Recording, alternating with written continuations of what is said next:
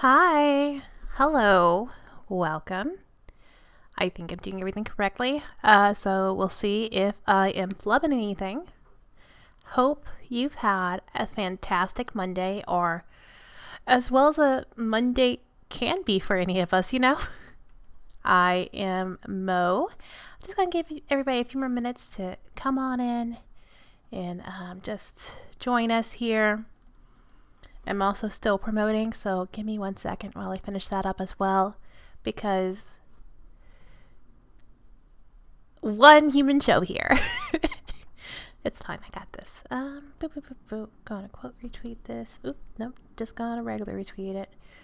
All right. Okay, I'm done now. I'm done doing my things. All right. Hello. Hi. Welcome. We'll just let people just stream on in. And yeah. Hi, Jess. Thanks for coming to the chat. I am here. I am ready. I have my liquids of choice. So, any show that I do, hey, Phantom Roll Booth. Ooh, I can pronounce words, I swear. This is going to be great. This is a great start for me to read things. But, come on in. I guess I'll get this party started. Hey, I'm Mo. My pronouns are they, them, and she, her interchangeably. I am Serena Bezos on the internet, everywhere you can find a social media platform. I try to be on it. If not, I kind of exist on it. I don't know. I'm working on things. But mainly Twitter and Instagram. That's where I'm mainly at. I do this thing called Game at a Glance, where I talk about games written by BIMPOC designers.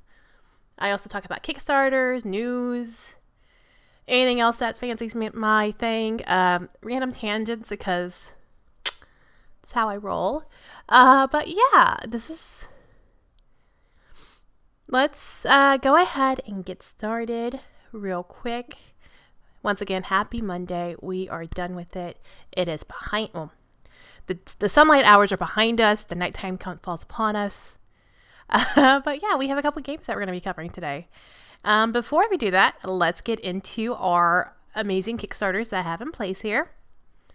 And some of these look familiar because we did talk about them last time. Some of them may look a little new. But let's just see, because I am very curious to see where they're going or how they've done. First, we sip.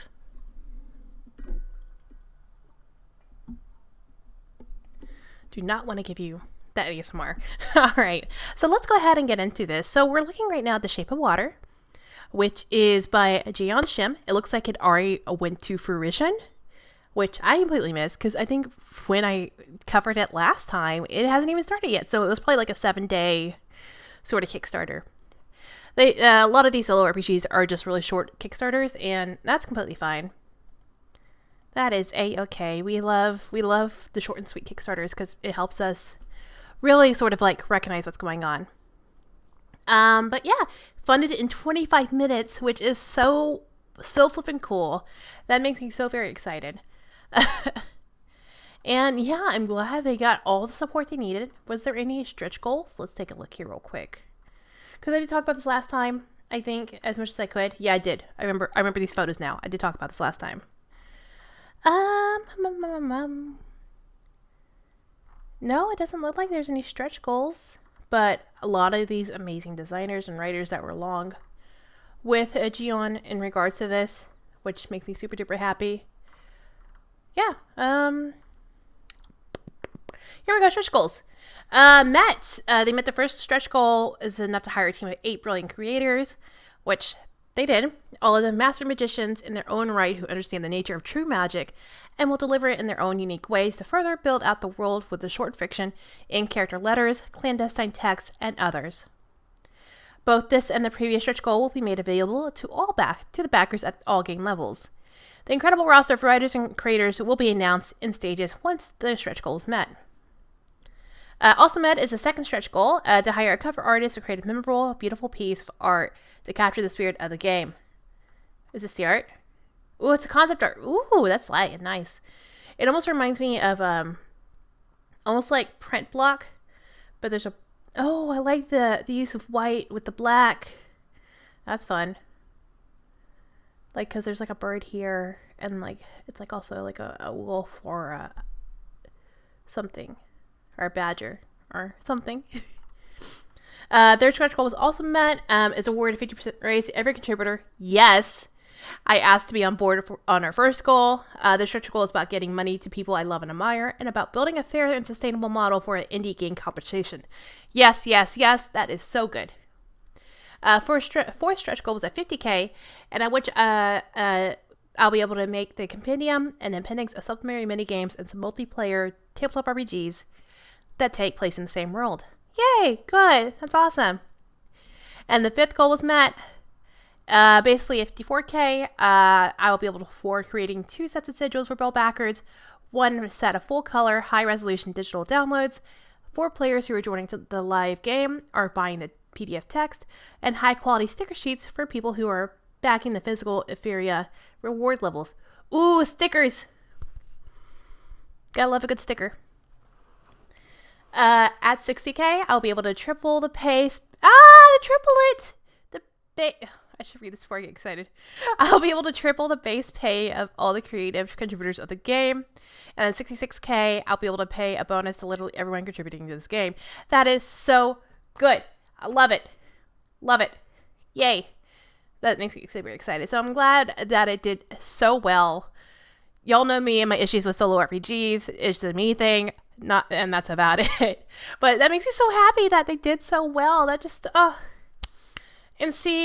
I think that's really helpful, especially since we're in this panorama that we're in. Having solo RPGs has really filled the void of like us not being able to in person. I really respect that and admire that, and just the amount of creativity and like a thoughtfulness that goes into those games is just mind-boggling. It's just so good. And it makes me super happy that people are able to still play games and be creative within like these prompts and all that. And that makes me just overall, I'm very happy about it. So 1 second while I scroll to the top. Please look away if you need to, like, if scrolling makes you dizzy. Boop. So that is The Shape of the Shadows by A Connected Path game by Jiang Shim. And yeah, if you have backed it and you are doing it, please let me know how that goes, because that sounds super duper cool. That really does. Like, I'm super I want to hear your stories. Tag me on Instagram, tag me on Twitter, whatever. And just tell me about it, because I want to know how it goes for you, because I want to hear, I do enjoy hearing, like, I love listening to people talk about their gameplays and their experiences. So, like, DM me, talk to me. Like, I want to know. So that's The Shape of Shadows. Our next Kickstarter is Once More Into the Void. It is a science fiction role-playing game bringing the family back together for one last job. And it's still going up. And it has 16 days left to go. It's currently over its goal of 13,250 USD. I think this is a Canadian game. I don't want to... Let me see if I can convert it. Yeah, so originally it was Canadian, 16,000 was the main cutoff point. Trying to get comfy, I'm sorry. Yeah, so let's go ahead and get into this, because I know Jamie has written for it. I love Jamie. So let's go ahead and read it and see what it's about. All right. Ready for the voice? We were comrades. We were family. We were once the heroes of this galaxy. We stood against the tide of the darkness and prevailed, again and again. But our family fell apart. Our shared past is full of shame, trespasses, and secrets. We part ways, vowing to never see each other again. And now our greatest enemy has returned. Manipulating from the shadows, they grow stronger than ever.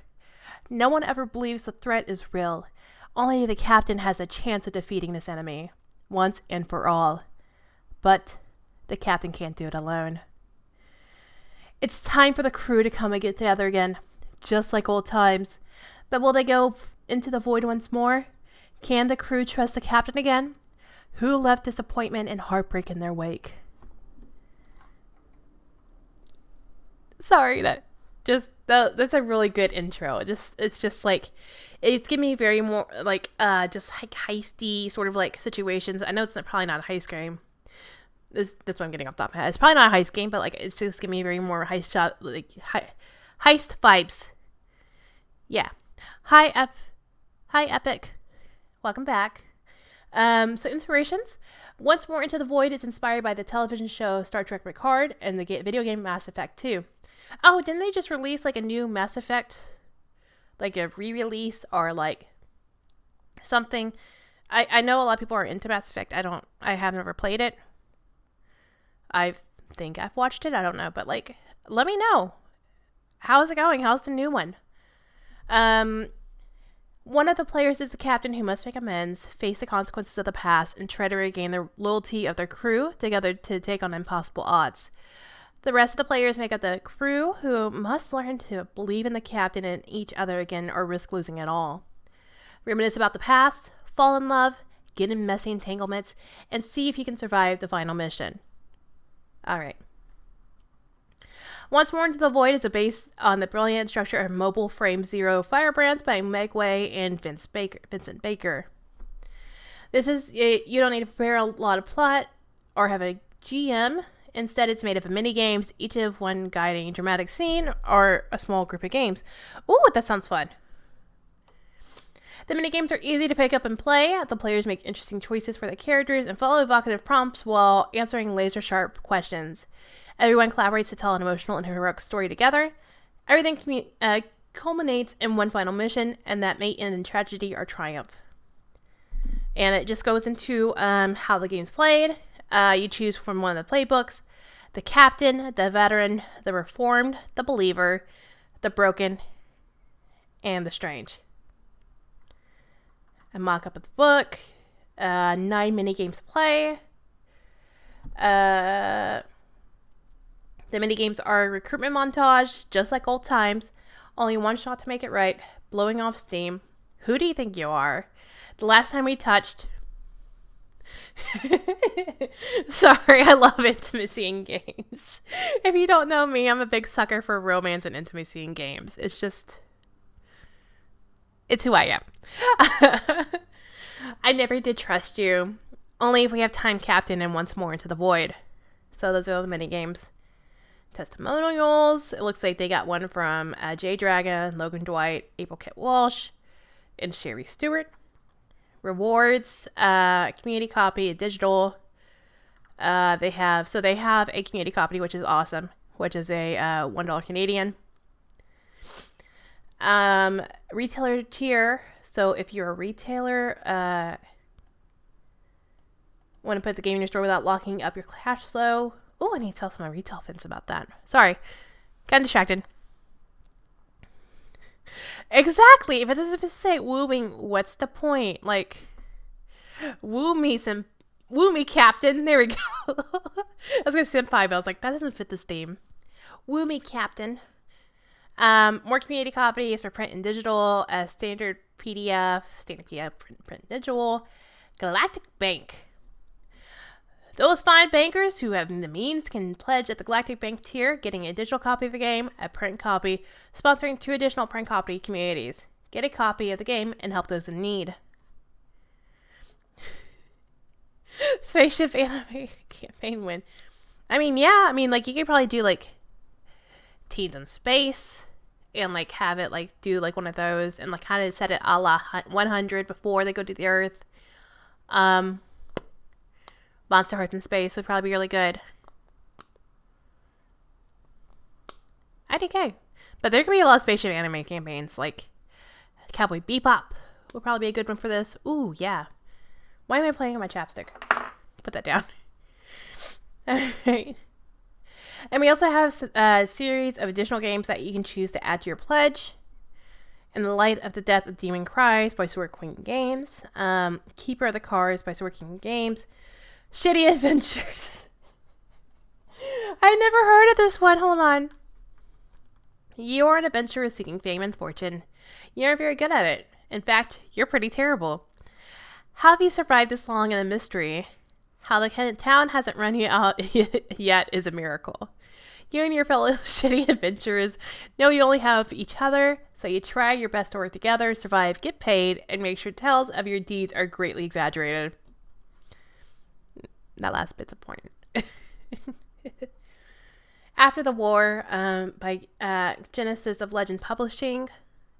And your crew that we have here, let's see here. You got Jamie, you have Jason Pietre, Adrian Voldes, Camilla Chua, Christopher Rothwell, and Avery Alder. And Jamie, we're Jamie stands here. At least I am. I love Jamie's work. They are fantastic. Jason is president of the Genesis of Legend Publishing. Adrian Valdez is a Filipino sequential artist and illustrator who graduated from the Savannah College of Art and Design in Hong Kong in 2018 and has a degree in sequential art. So, and then Camilo Chua is a illustrator, painter, and storyteller based on the Philippines. Oh, yeah, so she does a lot of stuff that are from fairy tales and funny made-up stories from her parents, the foundational stories, the stories from her childhood. That's pretty awesome. Christopher Rothwell is a disabled Canadian editor, writer, and retired game store professional. And Avery Alder. Avery has written my favorite game, Monster Hearts. More wooing, more romance. If you don't know Avery has worked on Monster Hearts 2, Monster Hearts, A Quiet Year, Dream Askew, Ribbon Drive, and a host of smaller, scrappier projects, and is working as a design consultant for Once More Into the Void, which is pretty awesome. Alright, so base goal, they hit it. Let's see here. Stretch goal 1, extended edition. Did they hit it? We'll take a look and see. Extended edition will increase the number of copies to 500 copies. And we'll add 3 additional illustrated minigames, bringing the total up to 12 and paying additional developmental cost. Stretch goal number 2 is a Legendary Edition. We'll increase the number to 1,000 copies. We'll also be commissioning additional interior illustrations, allocating funds to printing and shipping costs, allocating to buy the crew member all copies of Mass Effect Legendary Edition, for research purposes, which is valid. If you're making a game just based off on this thing, get the game for everybody who's making the game so they can play it. I agree. And the new playbooks will be added, The Bound and the Keeper. Excuse me, got the hiccups. Alright, stretch goal number 3 is the Collector's Edition. Additional GM resources and setting information to the book, which should increase the book length by about another signature. Types of enemies that might be threatening the galaxy, some sector maps, sketches of certain facilities, and some information of iconic equipment your characters might wield. And additional funding. And then everything over 30K, use contingency funds to cost overruns and other components of the project. Indie funds not spent on development, manufacturing, or fulfillment will be rendered to Sword Queen Games as profit to support their future design efforts. That's awesome. That's cool. If you want to find it, it's been on the Gauntlet. It's been on the G20 show, or Jason was interviewed on the G20 show. Jamie and Jason have been interviewed by Cafe Roliste. Don't know if I said that right. Discussing the game on Misdirected Mark Twitch streams. And there's been, Jamie's also been interviewed on the Gauntlet podcast. And you can find it here. Oh, is this Actual Play? Actual Play actually ran it. So you can find the videos also on Actual Play on YouTube. Which is ran by Sean Nittner and a bunch of the crew that works with Sean.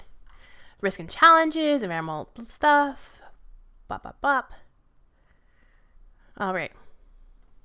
So that is Once More Into the Void by Jason Pietre and designed by Sword Queen Games, which is Jamie and a bunch of other fantastic artists and designers. It is currently at, let me look at this Canadian monies, 33,000 Canadian. So if you need to back this game, you have 16 more days to go. Please do it. This looks like an absolute delight.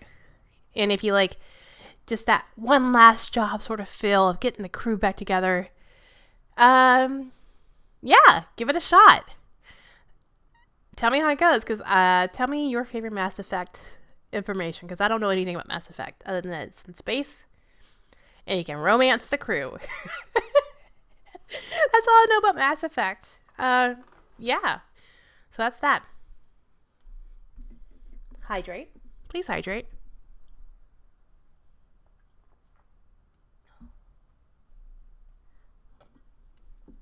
All right. So that's that. Monster Hearts Brave New World. It has 2 more hours to go.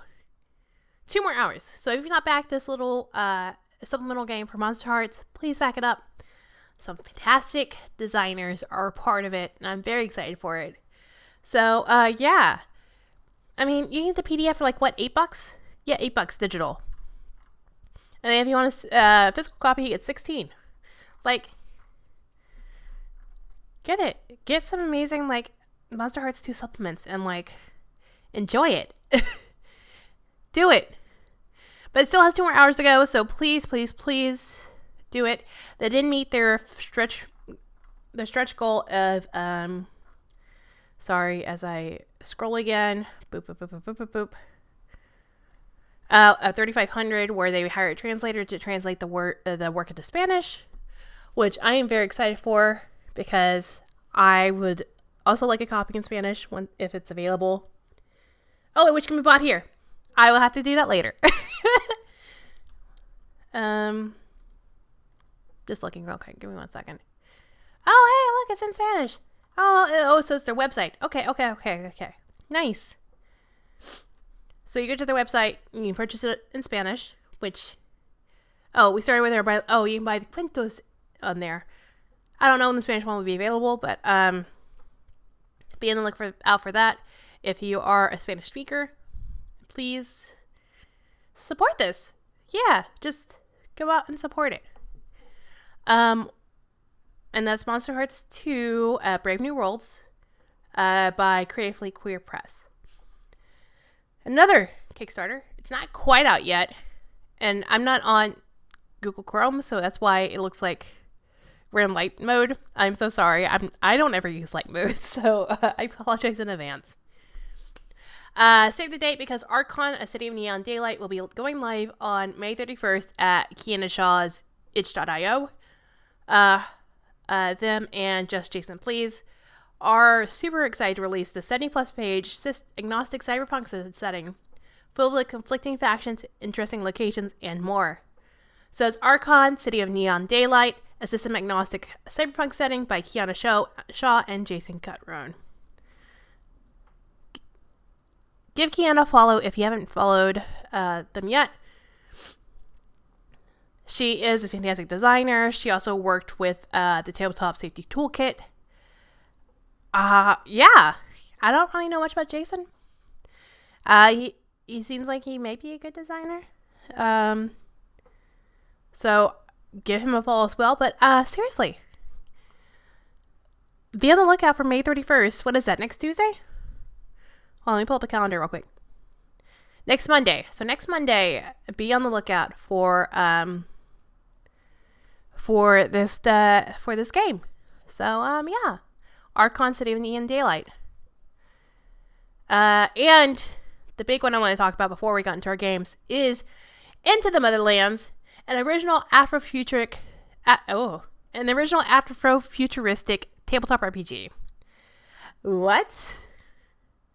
I've been a fan of the people who follow Into the Motherlands for a while, since they started. I follow them, they follow me. I just have never gotten a chance to watch the streams, and I want to watch them. Just getting myself to settle and watch an actual play stream is hard, but everybody who's a part of it is amazing. They are fantastic. The Kickstarter is doing so well. So they started originally at 50,000 goal, and they're currently at 184,541. There we go. I'm bad with numbers. Hi, I'm Morgan. I'm bad with solo RPGs and numbers. I'm sorry. But yeah, so let's go ahead and look into this one because I didn't talk about before and I should have. So this is going to be a setting book for Into the Motherlands RPG. So let's dig in. All right, let's look at this overview. 1,000 years ago, African Empire Mansa Musa sent an expedition to the New World that never arrived. In the mythos of Into the Motherlands, these explorers were instead transported to a strange new world far, far away. Over the centuries, the descendants of Mansa Musa still struggled to flourish on Musalia, a world that was once alien to them but is now home. In this all-new tabletop RPG, you'll learn about the diverse cultures, seeing what terrifying enemies await for them, and find out if they can continue to survive on their adopted homeworld. The possibilities are endless. Okay, so Into the Motherlands. All right, cool. So let's take a look here and see. Oop, wrong thing. I don't want to roll that one. I was trying to scroll this one. What is this RPG? Basically, it's a brighter, blacker future with Into the Motherlands. We love to see it. We stand it. I'm here for it. We're brand new sci-fi odyssey role-playing game developed by a fantastic team of POC RPG designers. Set on the adopted home planet of Musalia, where the humans arrived over 1,500 years ago, fans of Wakanda and Star Trek will find a comfortable fit in this universe. Players can play as descendants of this alien culture that called Musalia home before humans arrived, or as one of the cultures that evolved from the blending of human-alien technology over the centuries of years. Gameplay focuses mostly on cultures, skills, and values, so your character's abilities are built around what they're good at, and what they care about to ensure the fully invested outcome. Into the Motherlands offers amazing POC talent into bringing you interstellar exploration and adventurers led astray many generations past. And here's in the cultures. You have the Masalians, the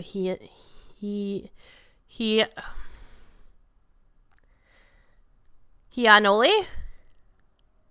I'm sorry.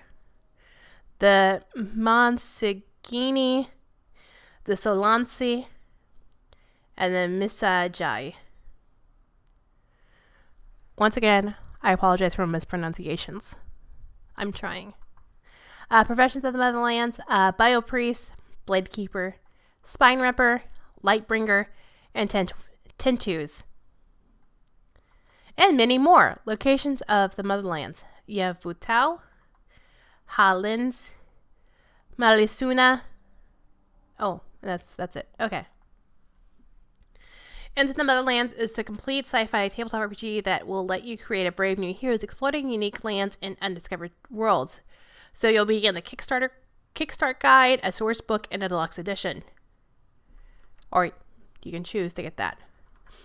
So $10 pledge is a digital quick start. $25 is the quick start and the source book. $50 is all three. Oh no, quick start guide, source book PDF, source book hard copy. $75 is quick start, deluxe source book hard copy, special edition dice. I do love dice. And then Atlas of World plus culture guide. $125 is the quick start guide, source book PDF, source book hard copy, special edition dice, Atlas World and culture guide, and playtester access. And $250 is all the above, with an adventure written by B. Dave Walters. Ooh, that's delightful. Love me some B. Dave. And then you can just add on the dice, or the custom character sheets and fold-out map pack. And I'm glad they state that shipping fees are after the project is complete, because, yeah, shipping. All right. So their stretch goals. They have a Bertrand plushie. Look at that little baby. What an absolute doll.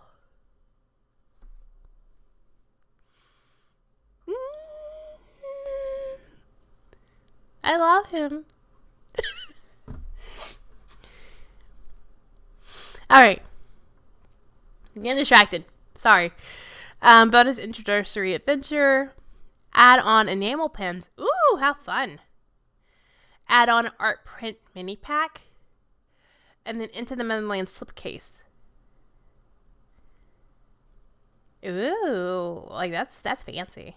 All right, and then the one that's once they hit 200K, they'll release the next thing. So they're not quite there yet, but they're close.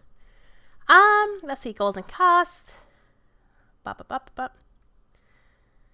And the About Us, Tanya DePass is the founder and the director of I Need Diverse Games, a not-for-profit organization based in Chicago, which is dedicated to better diversification of all aspects of gaming. I Need Diverse Games serves the community by supporting marginalized developers, attend the Game Developer Conference by participating in the GDC Scholarship Program. It helps assist attendance at other industry events and is seeking partnership with organizations and initiatives. B. Dave Walters is a storytelling and proud scoundrel American. He is best known as the writer and co-creator of Electropunk and Dungeons & Dragons: A Darkened Wish for IDW Comics. Creator and DM of the Darkened Wish streaming show for Wizards of the Coast, and DM of Idol Champions Presents for C&E Games and the Black Dice Society. He plays Baron Victor Temple on Vampire the Masquerade, LA by Midnight, and is freely on Heroes of the Plains. Yeah. Gabe Hicks is independent game designer for digital and tabletop. He's currently working on a goblin dating sim called Hidden Treasures. I love that. Created the CMM at alternation creation tool for 5e, focused on narrative and class itself. Sorry, that 5e right from this distance looked like SE, and I was very confused.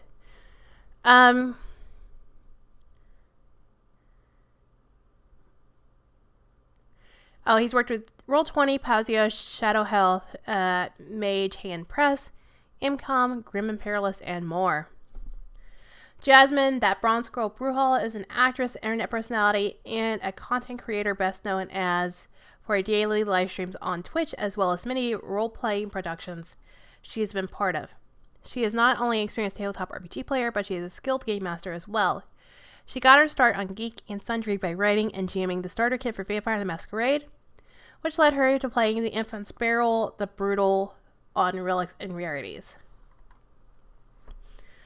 Eugenio Vargas is the producer. Oh, sorry, that's an O. Oh my god, this font's very far away. Let me try that again. Eugenio Vargas is the producer and dungeon master for the actual play Dungeons & Dragons podcast called The Last Refuge. 3 years in, the podcast has over 150 episodes and has been acknowledged and supported by industry leaders such as Wizards of the Coast and D&D Beyond. Eugenio designs and edits adventures and monsters for the 5th edition Dungeons & Dragons tabletop role-playing game. He is also on the design team for the upcoming tabletop role-playing game published by Green Ronin Publishing, based on W.K. Jemisin's Broken Earth trilogy.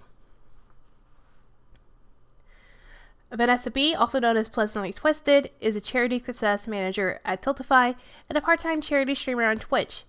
Her focus is on cultivating community with an emphasis on activism efforts surrounding Black and LGBTQIA+P2Z communities. And the content she creates ranges from anywhere from friendly, casual baking streams to no-hit runs of Dark Souls 3. PT got her start in gaming at an early age with a passion and emphasis on character concept and design.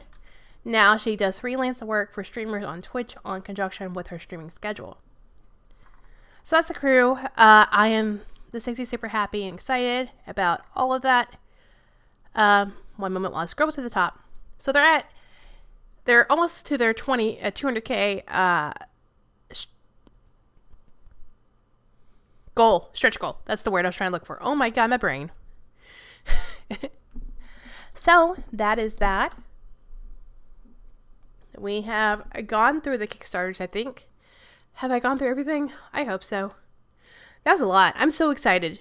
That makes me so excited. There's so many Kickstarters that are happening right now. I love that this is happening. Just how many creative brains are in this space doing the things. It makes me super excited. It really does. Yeah. Gosh, into the Motherlands. Just like, if you haven't followed any of the crew, they are all fantastic humans. So give them a follow, give them a shout out. Back this Kickstarter if you can. Watch their streams, because I believe everything is on Twitch or on YouTube. I'll have to double check if they're on YouTube or not. But yeah, these are all the games that we were talking about. So let's go ahead, hydrate, because I've been talking a lot, and let's get into Bro, Is It Gay to Dock by Win Conditions. So 1 second.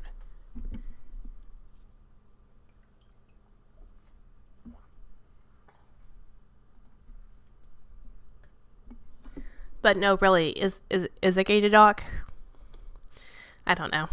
But first off, let's look at this art. This is just a fun oil painting art that is for this cover. And it is so pretty. I love it. It just sets the scene, like, it sets the intentions that are supposed to be in, like, right away. That makes me so happy.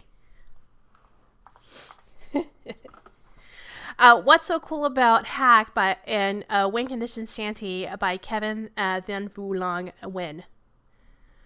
Yeah, let's get into it. Bro, Is It Gay to Dock? Win Conditions Shanty.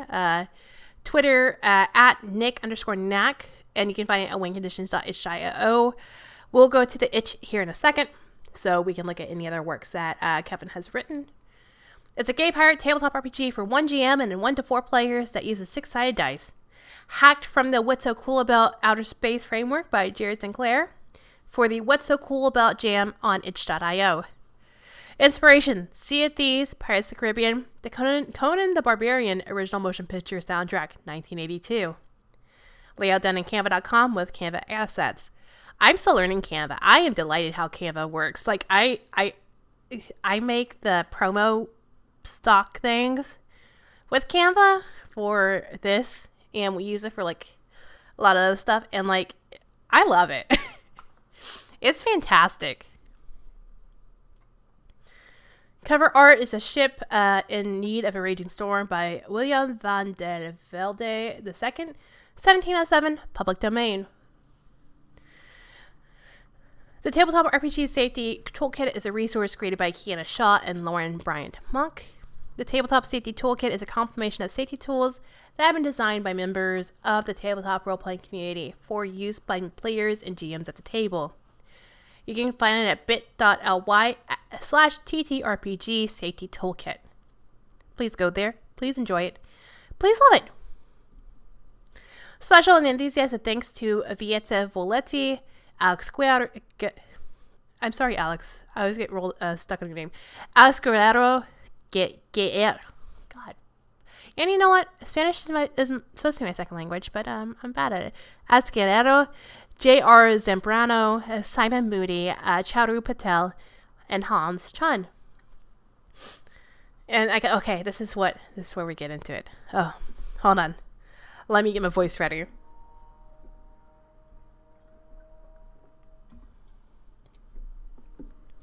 And let me get real close to the mic. And that's when you met him. Beset on all sides. Splinters of wood showering at you. Water up to your waist. Cannons percussing your final moments like hell's bells. A thump on the deck above, and a cocksure shout, followed by one of your small bore losing right into your attacker interrupts your prayers. Climbing up to the deck, your heart skipped and a breath caught in your throat. Where'd he come from? How'd he get on board? Who cares? It's him. You know it. The legend. The stories were wrong. They don't do him justice. The route comes as quick as he did. The holes patched. He introduces himself, but you only hear your heart in your ears. Smiling at you earnestly, he wipes the blood from your brow. You catch something about hanging around for a while. You don't know yet, but this is the start of your grand adventure. A romance for the ages. I love how this starts already. This is so good. I love it. This is fantastic. Oh my gosh. Okay. Are you ready to be a pirate with me? Are you ready to jump? Are you ready for this adventure? You and me. We're making some pirates. Let's do it. All right. Make a pirate. See? As you know, I never read through these games when I first get them. So this is my first read through with you. So let's make a pirate together. Give yourself a pirate name and pronouns. Give yourself a look, build, demeanor, tattoos, scars, peg leg, etc. Give yourself some stuff. Be specific. Some pirate threads, a pirate weapon, a sailor's sundry, spyglass, compass, sextant, rope, hurdy-gurdy, etc. What's a hurdy-gurdy? I'm really bad at things. What is a hurdy-gurdy? Hold on one second. I need to look this up. One moment. Hurdy-gurdy. Hurdy-gurdy. Something the Swedish Chefs plays. Oh, it's the little music box thingy. Okay. It's like a violin thingy. What did you do before you're seduced by the sea? You're good at some stuff, not like they say. Write down 2 things you're best at. Alright, so let's make ourselves a name and then some pronouns. Has to be like a nickname too. So if you have a nickname or like some pirate name, give me some suggestions. Let's build our pirate together. I'm just going to my brain because my name is Captain Morgan, so I don't want to go with that. Sailors. Let's go with Pirate Steve, like from Dodgeball. I don't know if my brain went to Dodgeball, but let's do that. We're building our Pirate Steve character. So give yourself a look. Luscious red locks, steely blue eyes, scar right across my cheek. No peg leg, but oh, I think actually no. I want to say he's one steely blue eye and the other one's hidden behind a eye patch. Yar.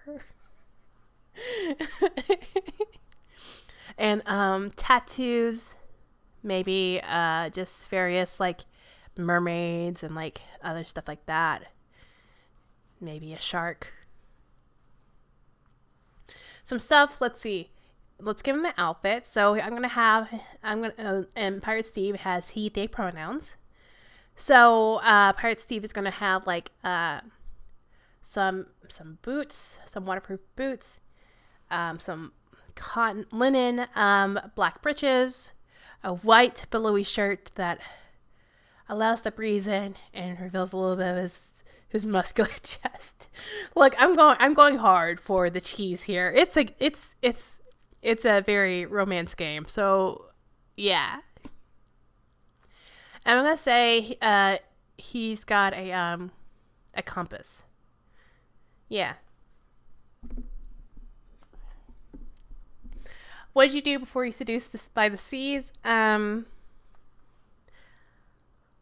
want to say that Pirate Steve was a baker.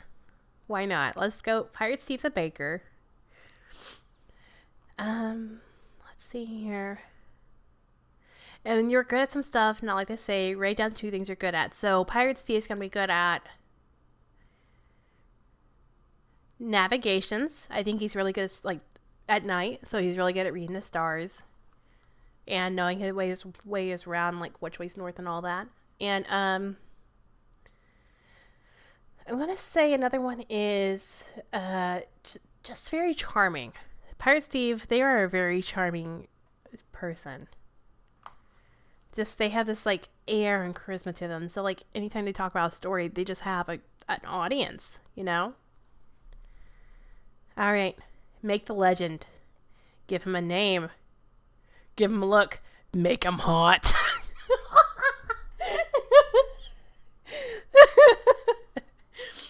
Eyes, hands, hair, jawline, forearm. How he makes you feel when you look at him just for a bit longer than usual. Scars, tattoos. Tattoos that have some meaning you hope he'll share with you someday over the last bottle of sake, etc. Give him a couple of cute quirks only you notice. Give him a reputation. Name 2 legendary things you've heard of that he's done. Name 1 infamous thing that you've heard that he's done.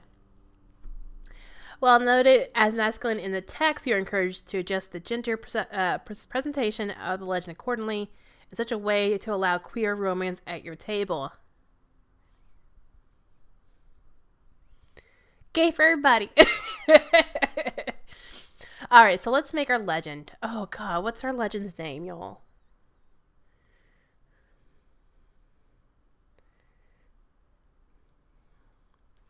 I'm looking for inspiration, so, Captain Ceremonies. I have dragon stamps over there, so that's where I got that from. Eyes, he's got these, like, deep, dark eyes. Oh god, what's his name? From, I just watched Shadow and Bone, so the bad guy, and he has, like, these deep, dark eyes that sort of just, like, draw you in, and you're like, oh no, he's a bad guy, but I can't help staring at him because he's so hot. Yeah, that. That right there.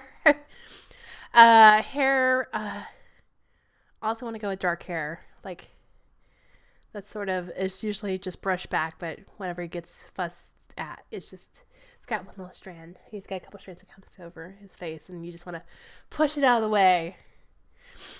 Jawline cut will hurt you. Forearms, just these muscular, like, pieces of meat, and, like, when he flexes them, you can actually see the definition. How he makes you feel when he looks at you just for a bit longer than usual.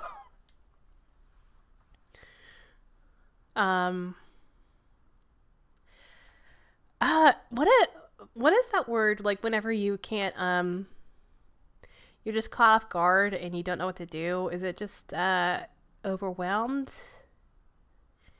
No. You just get caught in the moment and you two don't know what's happening. Scars. Oh gosh. Ooh, yes. Hi, Graham. Definitely would be flustered. I can definitely say he makes you feel flustered whenever you look at him.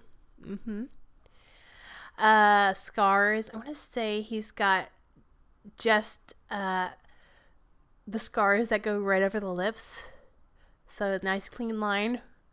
So tattoos that have some meaning you'll hope you share with you someday over the last bottle of sake. I think he's got just lines, like just horizontal lines, just going up and down his arm, and they're full ringlets, and you don't know what that means, and you haven't seen him get any more recently, or that you know of, so maybe one day he'll tell you. Give him a couple cute quirks you notice. So help me out, chat. What's a couple cute quirks we can give Captain Ceremonies, the legend? We'll stick for he/him pronouns for now. We'll make it a he/him. I want to say when he's thinking, he bites his lip, because I just did that. Is it a cute quirk? I don't know. It could be.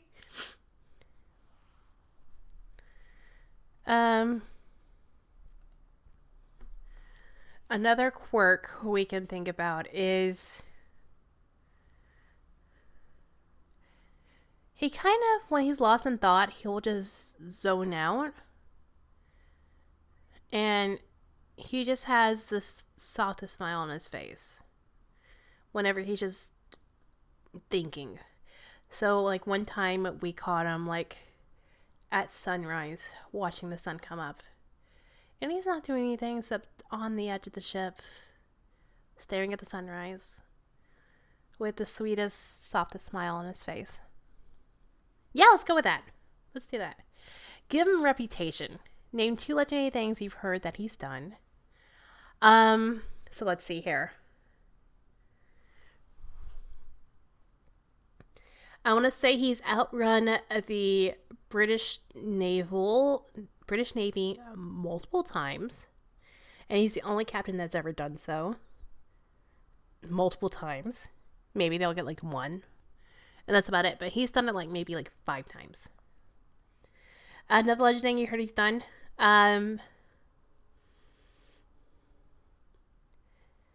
He's taken on the Kraken in 1. Because why not bring Krakens in? And name one infamous thing you heard that he's done. Ugh. He let his last ship, before he took over yours, he just abandoned the ship and everybody behind it. So, you know, not the greatest, but like, he's hot. That doesn't make up for it. It never makes up for it, but still. All right, how to pirate. When you try to do something brassy and bold, shoot, swing, sell and chop, or under fire, flirt, show off, etc. Describe what you want and how you're trying to accomplish it. Roll the bones, or 2 6-sided dice, I guess. And add 1 to your roll result for each boon available. A sufficient weapon, an appropriate tool, the element of surprise, previous life experience, relevant skill, advantageous positioning, and innuendo. Subtract 1 from your roll for each bane against you. Unarmed, broken or missing tool, ambushed. The other asshole is tougher than you.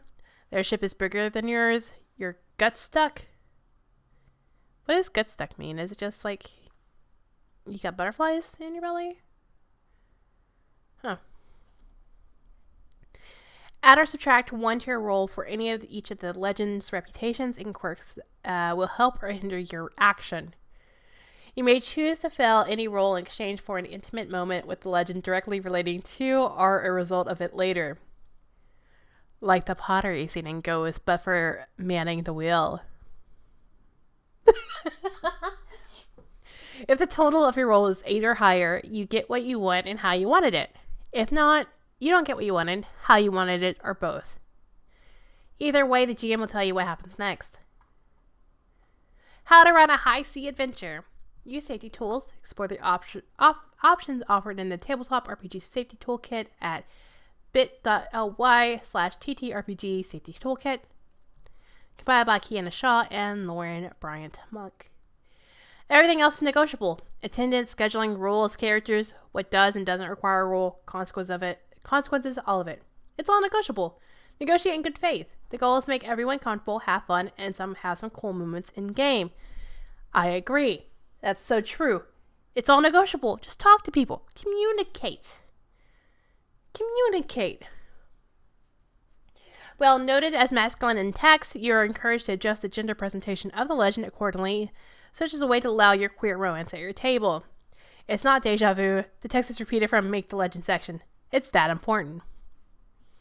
It is that important. Thank you. Thank you, Wynn. Thank you, Kevin. The legend is not the captain. Ooh.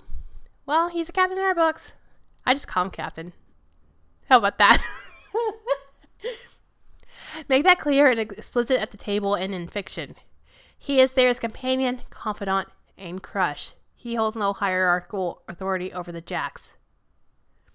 Okay. We'll just call him Captain in the bedroom. I'm sorry. Err on the side of drama. Shoot holes in the side of the ship and pirates. Rival crews reach the X first. Storm suddenly and inevitably appear where least convenient. Make space for the quiet moments. Love blossoms in the quiet below decks as much as it does in the is that the dive of battle, the deep of battle? I can't read that. I'm sorry.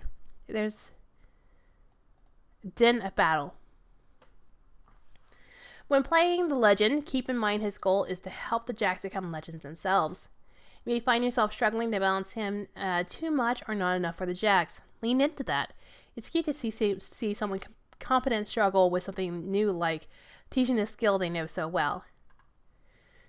That reminds me of story time. That reminds me of whenever I played Red Death, which we're currently on break for it, And our gunslinger was trying to teach myself. I was playing the curandera or the cleric when we play D&D, or the metaphysician, because it's Mask of the Red Death. And our bard, quote unquote, warlock, I don't know. It's 1890. It's like sort of like character design, so like all they were renamed. So he was teaching us how to shoot. Our characters cannot shoot at all. But him trying to teach us was just a delight to roleplay out, because he's like, yeah, you just point and shoot. Like, what's so hard about that? And we're like, what are we doing wrong? So my character was like trying to shoot like with their eyes closed, and that did not work out. And all our rolls were just failing. Like, it was just bad. And he just couldn't teach us. It was fantastic. It was a really, really good scene. So I completely agree. All right, tangent over. Be careful to balance the romance and tension between the pirates and the legends. The interest needs to be clear and reciprocated. But in the nature of dramatic irony, there should be some back and forth. Playful, if even only for the meta level chase. These are the days of high adventure. For the purposes of this list, the legend will heretofore be referred to as he, him, and his. Okay, so I guess this is just like more like information and story and stuff of how to play it.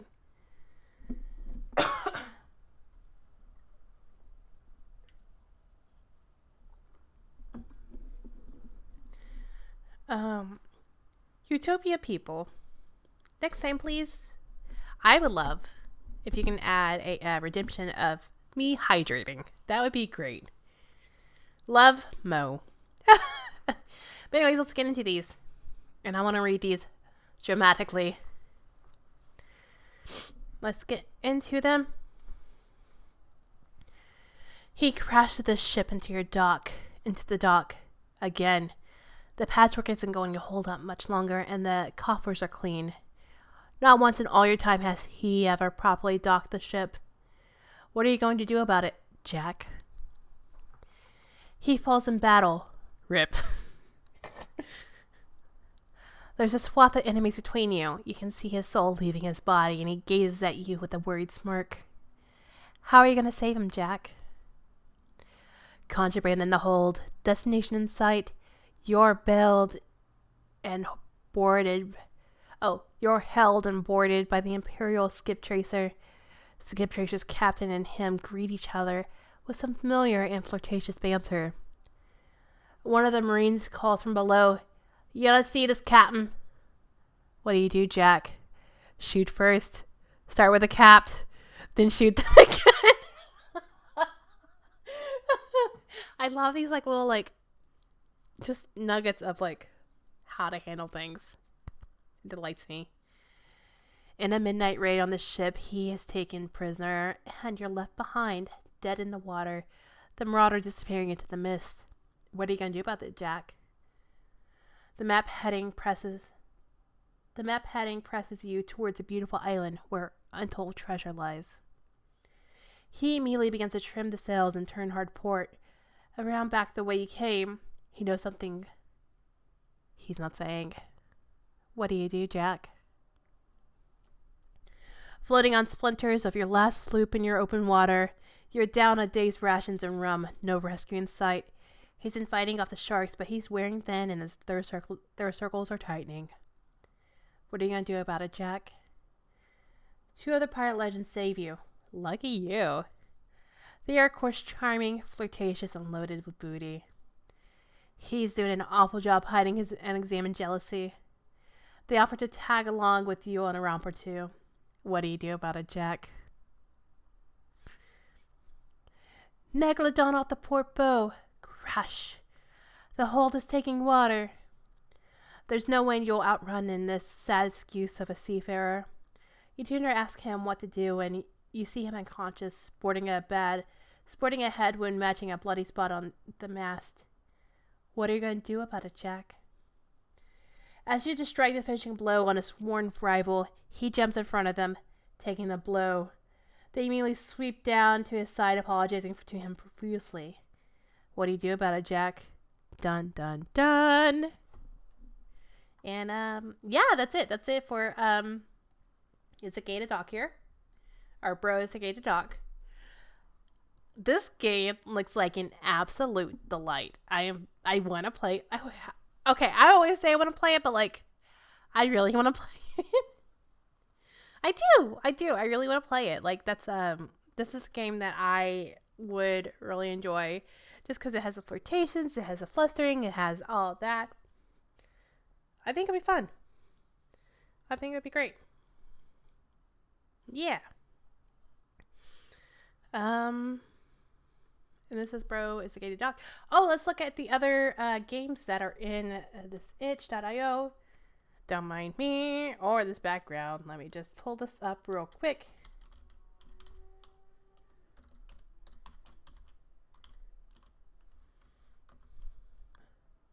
Oop, nope.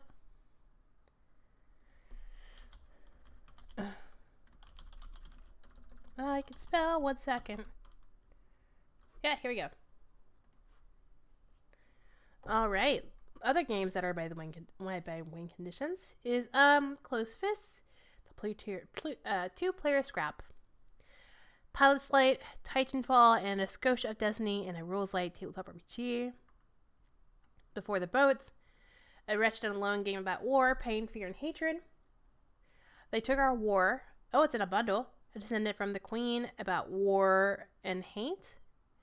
Counter Argument, a light 2-player debate requiring 2 sets of polyhedral dice. Light Fires, a bookmark game jam game. Light Forge, a light armor module. Light Boreal, a light ability and power module.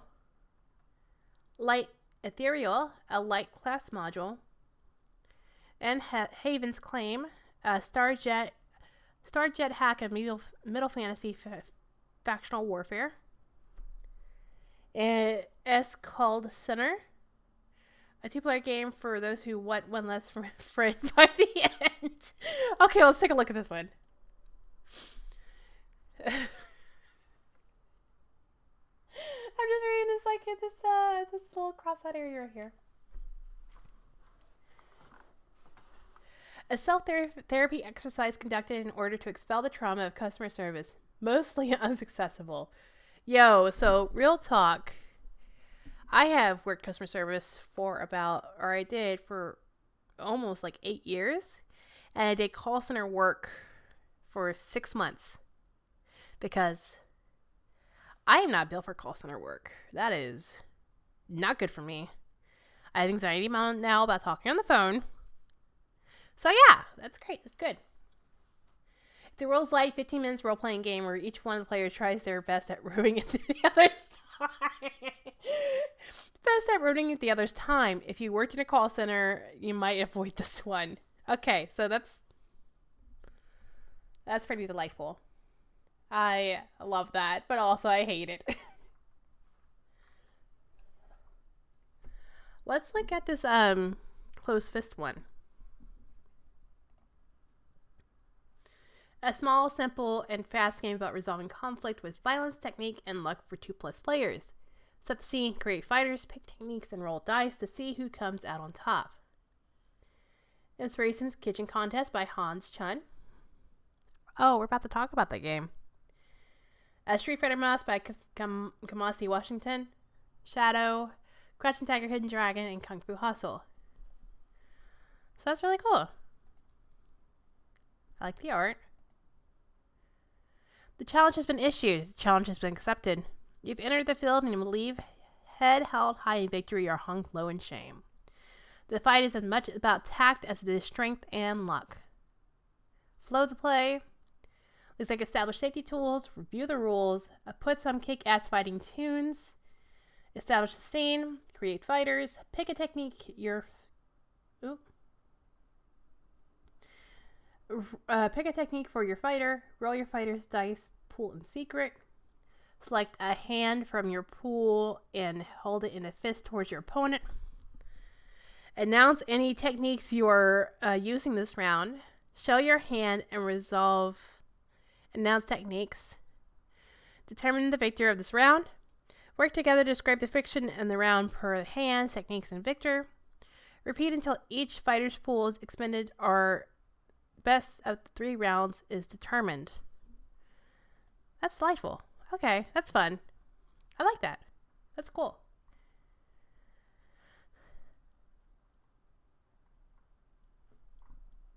People have reviewed it. Sorry, I'm just going through the reviews real quick.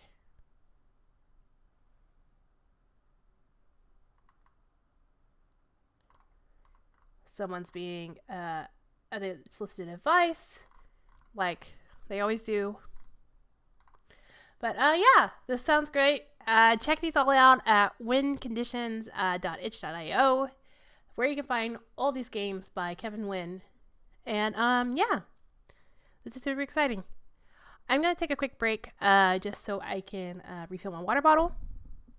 So stay around and we'll get to kitchen contest. Yeah.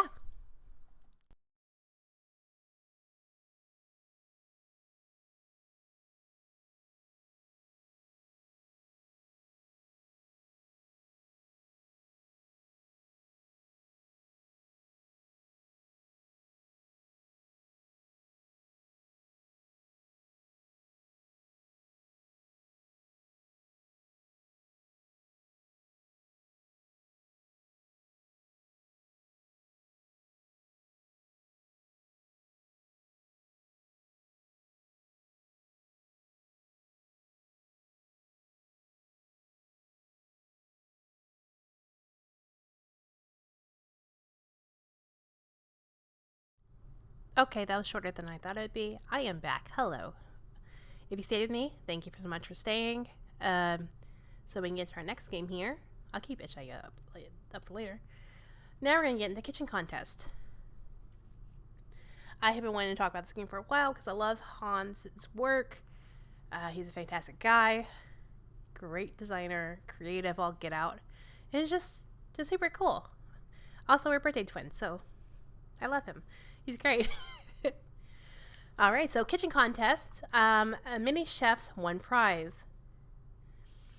Kitchen contest, game design by Hans Chan, layout by Hans Chan using Canva, editing and advice Kevin Wynn. Our friends. And images from all of these places here. Start of the game, how to get started and set up your kitchen contest, order of play, what you can do on your turn and change the outcome of the game. Game types, variation of the basic kitchen contest for 1 or more players. Tasting and judging. Helpful notes and descriptions on how to judge and describe the dishes. But, oh, look at that. Mise en place? Is that how to say it? Mise en place? Mise en place. Where everything, like when you're starting to cook, everything's in their one little spot and you're just like able to boop, boop, boop, all together. How to play a start of the game. This game is a story you tell with your friends. It requires a blending of input and awareness of each individual ingredient, just like a recipe. Your job, just like the chefs and judges you emulate, is to appreciate and savor the contributions of each person involved. Excuse me. Live, love, and celebrate the choices each person can make playing this game. In kitchen contest, you'll be both A, a chef seeking to win the contest, and B, a judge commenting on others' creations. Start of the game. Set goals. At the start of the game, roll 6-sided dice. These represent the goals that each player will try to match. The game will take place over 3 rounds, representing different courses the chefs will be asked to complete. Take turns selecting which of the dice goals will be used for each of the 3 courses. When finished, they should be 3 pairs of dice, one representing each course. Example: Adam, Renee, and Alice are starting a game of kitchen contest. They roll a game goal dice to see what their course goals will be. They rolled a 1, 1, 1, a 6, 4, and a 2. Taking turns to decide the goals for each individual course by selecting dice. Their final selections are course 1 or 1 and 1, course 2 is 1 and 6, and course 3 is 2 and 4. Roll your stakes.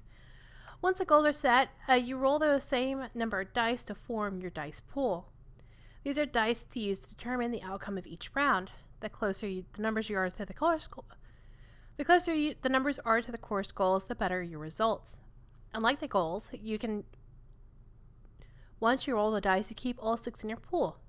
During the game, you can use this dice however you like in each round, but you can only use each die to complete one course.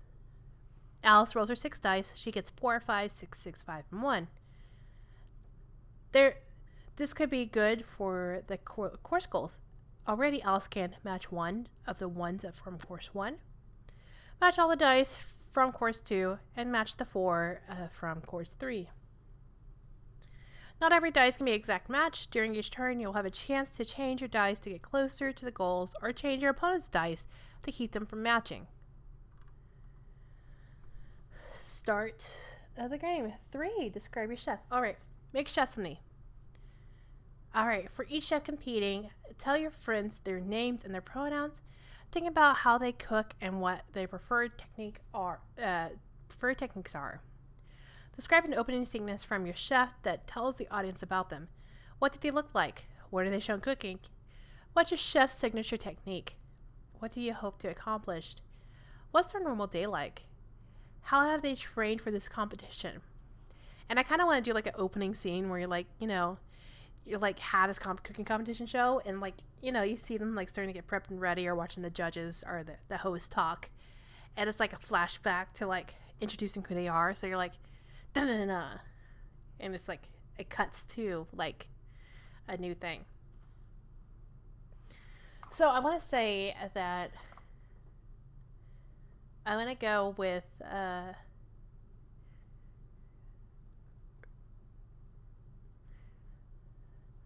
Rocio Valles, they, them pronouns.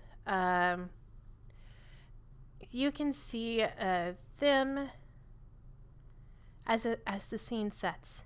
There's a billow of smoke that forms on the screen, and as it clears, you see a petite, film-presenting individual flipping over a big hunk of brisket with a pair of tongs, and they have tan skin, dark brown eyes, dark brown hair, tossed back in like a messy top bun, wearing those black gloves for helping with the heat, and they're wearing like a black apron, and it has like a little steak on it. It's like shaped like a heart, but it's a steak, right on this part of the shirt, like the chest part of the shirt. You see them slathering some basing liquids onto the meats that's on the grill, showing that they are a barbecue and smoker sort of cook. And their signature technique is the brisket, as they have a nice rub that's only their secrets that they will never tell you about. What do they hope to accomplish? In this competition, they hope to accomplish showing off the best that barbecue isn't just for the big guys that, are at your local football, like, tailgating thing. And it could be like a little Latina human from Texas just wanting to show off their meats. And what is their normal day like?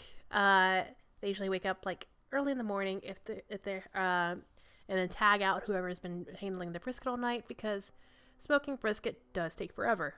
It is and you have to like constantly like rotate and make sure your fire's staying on, so you have to like wake up various times. So they tag out whoever is doing that, and we'll make sure the brisket's going. In the meantime, we'll prep the tortillas, because it's a Tex-Mex barbecue food truck that they have. So they make tortillas, they make fresh guacamole, and get everything prepped and ready for the day, especially since they have breakfast tacos that happen in the morning. And have they trained for this competition? As well as they could. I mean, they never went to school for cooking. They never went to like Paris to learn how to cook. They're just a homegrown, like, South Texan who just had a passion for food and just did what they could with the means that they had, you know? So yeah, that's Rocio for you. Let's see what example they have. Adam describes their chef. Their chef is Ben Smith, who uses he, him pronouns. Ben's a cutting-edge English chef that uses continental techniques to put a new spin on traditional dishes.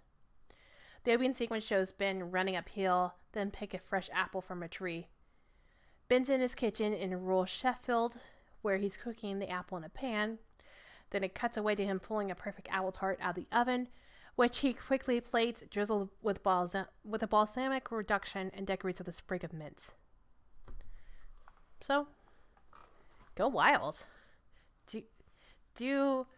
Oh my gosh, just to have like someone who's like a very like diner's classic sort of like cook versus a fine Michelin star chef. I think that'd be great. I would love to see it.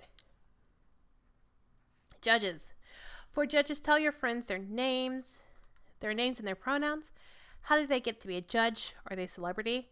Do they know how to cook or just eat? What do they look like? Have they judged this competition before? What do they like to see in a meal? What do they not like in the meal? What's their reputation? Are they liked or disliked? If you know me, we will go with my number one chef celebrity, Guy Fieri. Guy uses he, him pronouns. He is a celebrity. He knows how to cook and he likes to eat. Guy is a taller gentleman with older, probably like, I'm going to say 50s. Oh no. I'm going to mess this up and his fans will get mad at me. Let me look this up real quick. 50s. Yeah, he's 53. Okay. I was on the money. With this like spiky bleach blonde hair and this dark goatee, and he always wears his shades on his head. He's always wearing like short sleeve button down like sort of casual shirts and cargo shorts and Crocs, because he is a man who knows what he's doing and he's proud of it. Have they judged this competition before? No, they're actually a guest judge for this competition. Usually it's like top designer chefs and culinary extraordinaires, food magazine editors, blah, blah, blah. You know, all the huffy puffy stuff. But nah, he's a guest judge and it's going to be exciting. What did they like to see in the meal? Oh, they just like seeing people put their heart and soul into it. And they love flavor. He just absolutely enjoys something that you can just taste the love in. And when don't he like in the meal? He doesn't like the frou-frou, like sort of like Michelin star, like I must make everything small and precise and pretty. He doesn't care about that. What's their reputation and are they liked or disliked? I would say Guy Fieri is liked and loved by all, but also disliked, I guess, just because of his personality and his celebrity personality. So it's a little bit of a toss-up, but I love Guy Fieri. He's done some amazing work during this panorama. And if you have not heard of what he's done, please follow him and check it out, because he's helped so many restaurant workers just get funding during this time, because all the restaurants have been closed in this panoodle. So, like, yeah. The example they give is Renee describes her judge, Amanda Mays, a 17-year-old who won last year's Teen Kitchen Contest. Amanda uses she, her pronouns. Amanda won the competition through hard work and clever, unique combinations of ingredients. She hasn't judged on the show before, but knows what to expect. Her mentor, Jamie Ramsat, encouraged her to be brutally honest, but that's not something she's used to. She'll try, though. All right. We're going into choosing our ingredients.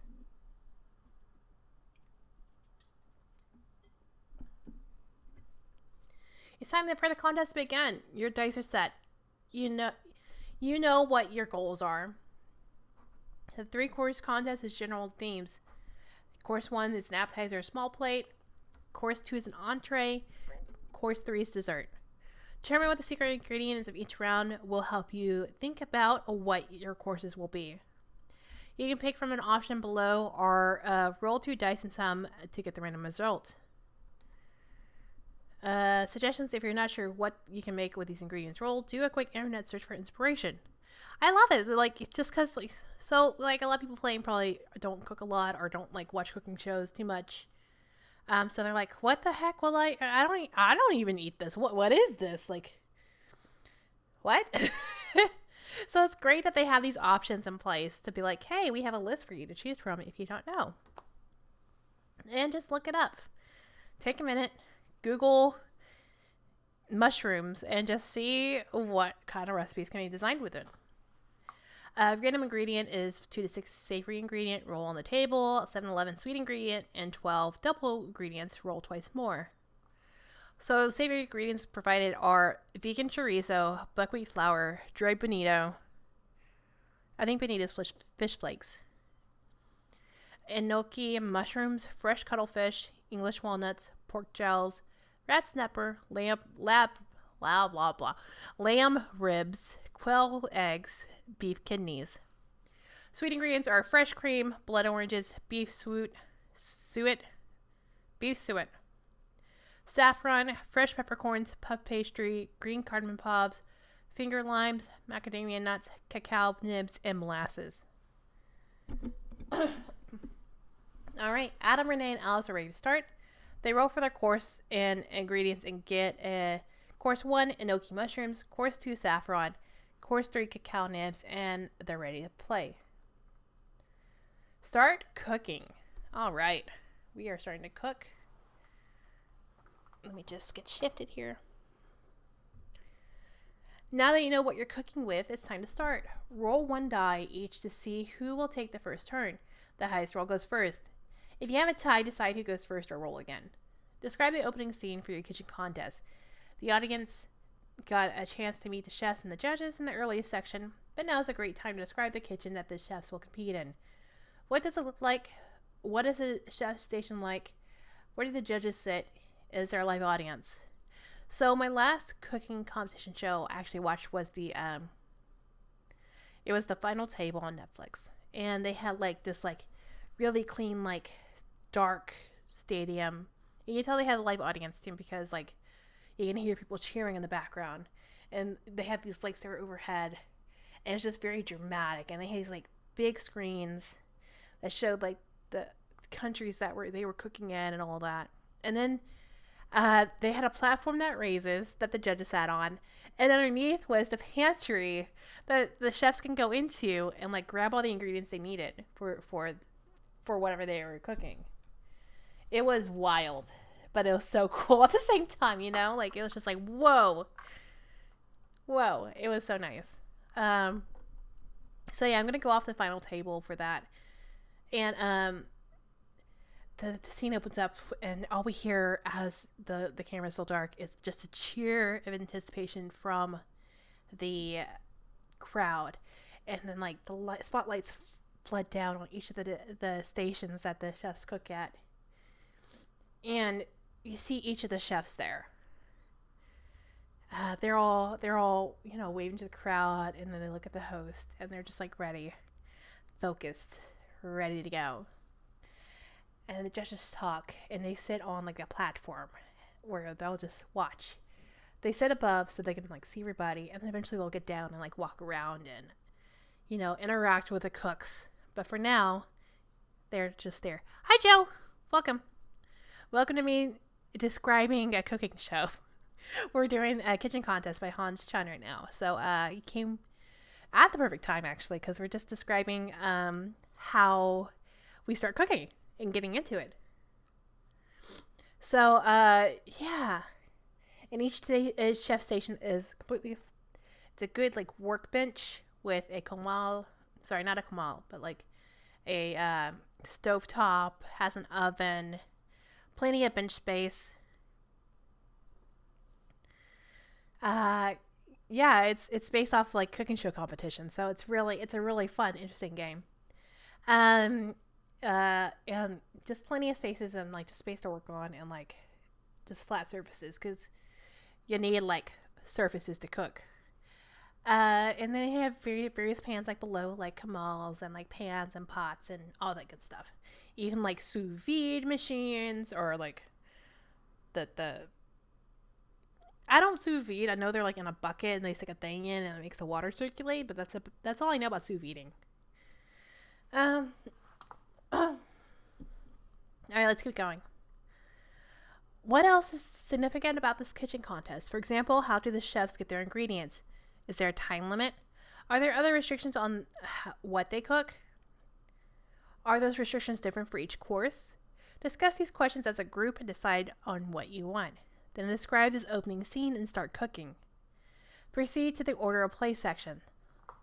Alright, so I think like in the final table, like they'll have like an area that's just an open pantry and like a grocery store, quote unquote, because it has your not only just your dry for the pantry, but also your colds, like your meats and your veggies and all that. So yeah, it has all that information there.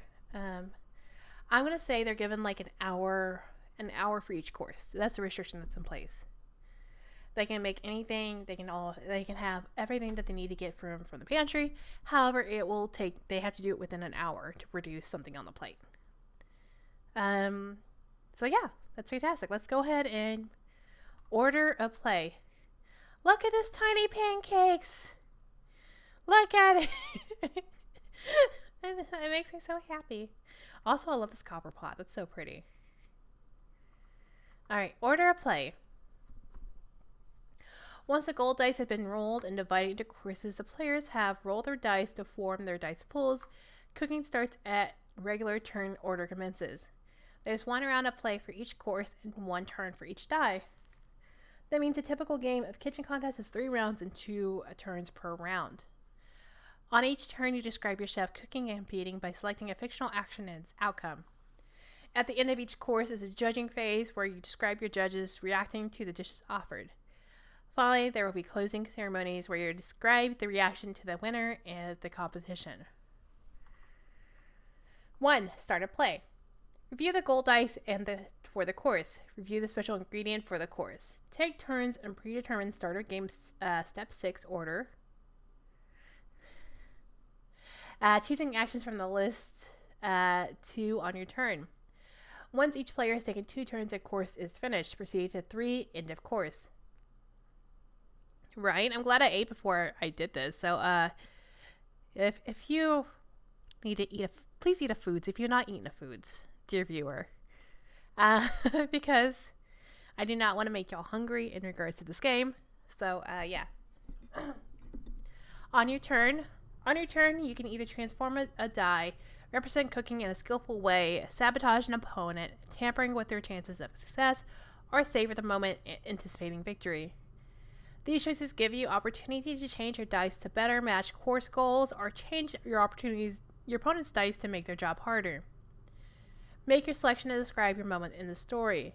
Once you have finished with your selection, the next player takes their turn. Suggestion: if you find that your group prefers to describe the story together, you could each take turns rolling your dice and describe the scene of cooking the course all at once with overlapping crosstalk as intended. So, here we go. Transform. This turn you focus on cooking, taking the special ingredient and your own techniques to create something amazing. How do you do it? What techniques do you use? What equipment do you cook with? Choose one die from your pool to re-roll. Judges, comment on the interesting original decision the chef has made. Sabotage. Not everyone can be a winner. This turn you try to make things harder for one of your opponents. How do you do it? What are they missing? What do you have that they need? Someone took all the bell peppers again, and they needed bell peppers. How dare you? Choose one die from opponent's pool to re-roll. Judges, comment on the underhanded behavior of the saboteur. It's like, that was sneaky. You taking all that? Yes, the Tanya Harding cooking show. Exactly. All right. And savor. Sometimes you have everything under control. This turn you cook without pressure. What have you figured out? How is your success assured? No dice are changed with this turn. Judges comment on how cool and confident the chef appears. Order of play. What does it look like? Make the cooking rounds about more than just rolling dice. Be strategic and try to win, but describe what's happening. What are you cooking? What techniques do you use? What other ingredients are you using to bring out the best qualities of the special ingredient? This can be a lot, and so take a moment to do your internet research or brainstorm with your friends before you get into action.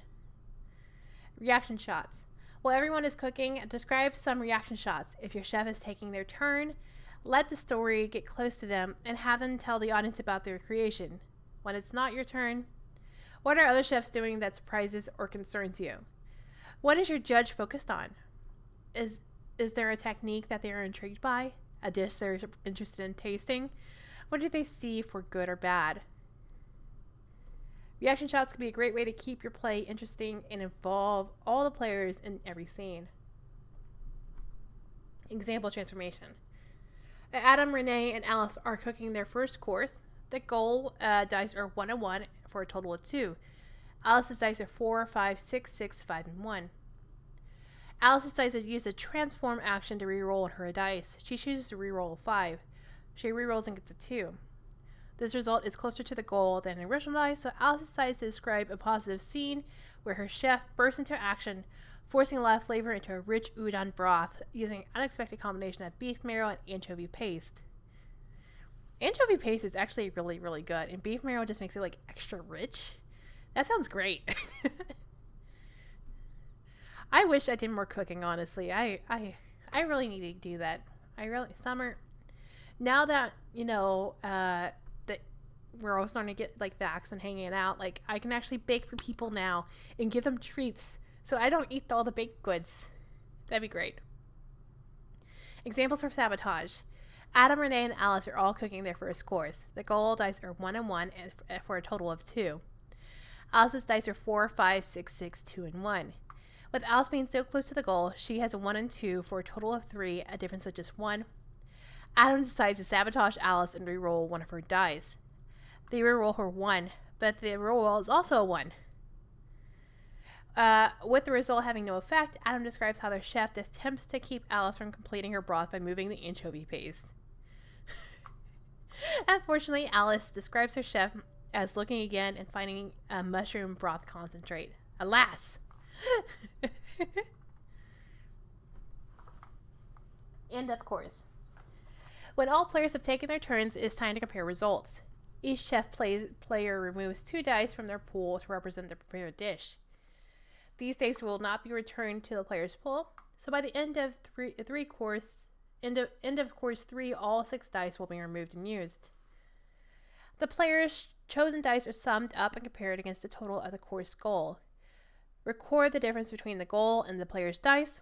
If 2 differences are the same, if one of the players has dice that shows the same faces as the goal dice, the result is considered better.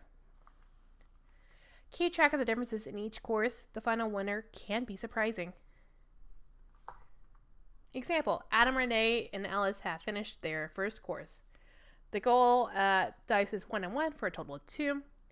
Adam's dice is 1 and 3 for a total of 4. Renee's dice are 2 and 2 for a total of 4. And Alice's dice are 1 and 2 for a total of 3. Alice is the winner. Adam's in second place because one of their dice is matched with one of the dice goals. Renee is in third place. Judging round. When the chefs have completed this round, it's time for the judges to perform their duties. We know whose dish did the best based on the end of the course. To describe it, we look at the difference. For each point of difference, the judges should use 1 tag to describe the dish. Find a selection of tags in judging and tasting. We'll find that further down. The chef player gets to determine which tags are acceptable to use. The judge then describes the dish using those tags. After judging, continue to order a play with a new course. When all 3 courses are finished, go to 5 closing ceremonies.